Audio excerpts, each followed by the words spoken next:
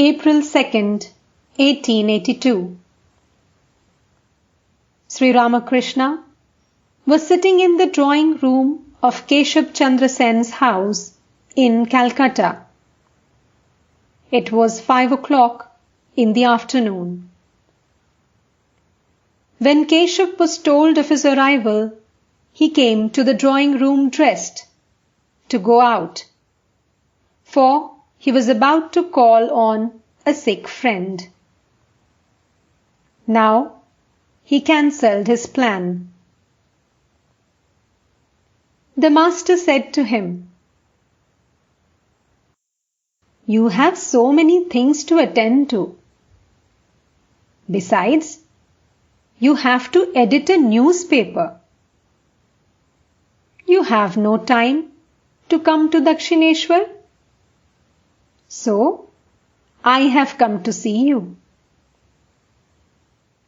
When I heard of your illness, I vowed green coconut and sugar to the Divine Mother for your recovery. I said to her, 'Mother, if something happens to Keshab, with whom shall I talk in Calcutta?' Sri Ramakrishna spoke to Pratap and other Brahmo devotees. M was seated nearby. Pointing to him, the master said to Keshab, 'Will you please ask him why he doesn't come to Dakshineshwar anymore? He repeatedly tells me he is not attached to his wife and children.'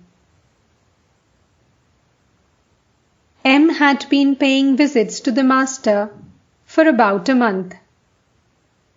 His absence for a time from Dakshineshwar called forth this remark. Sri Ramakrishna had asked M to write to him if his coming were delayed.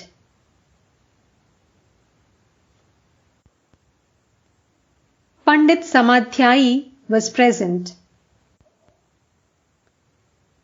The Brahmo devotees introduced him to Sri Ramakrishna as a scholar well versed in the Vedas and the other scriptures.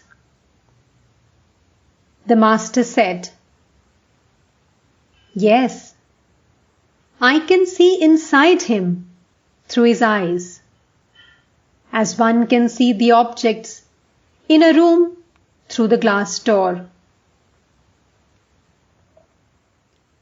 Trailokya sang.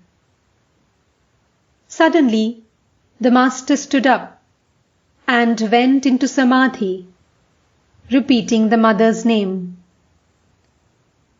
Coming down a little to the plane of sense consciousness, he danced and sang.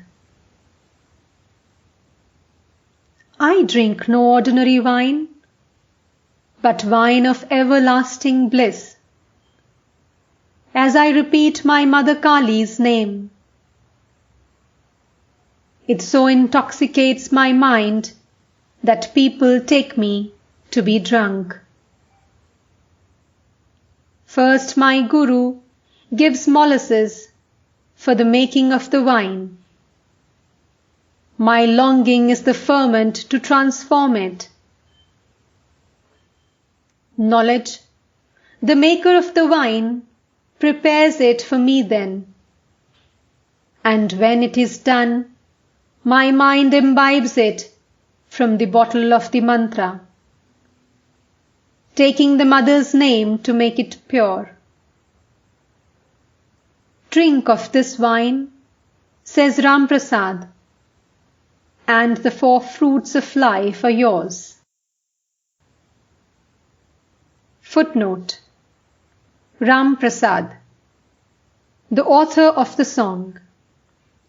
It is customary for writers of devotional songs in India to mention their names at the end of their songs. Footnote ends. Footnote: four fruits of life: dharma, artha, kam, and moksha. Footnote ends.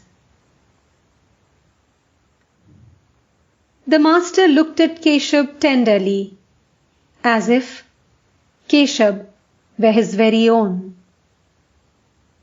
He seemed to fear that Keshab might belong to someone else.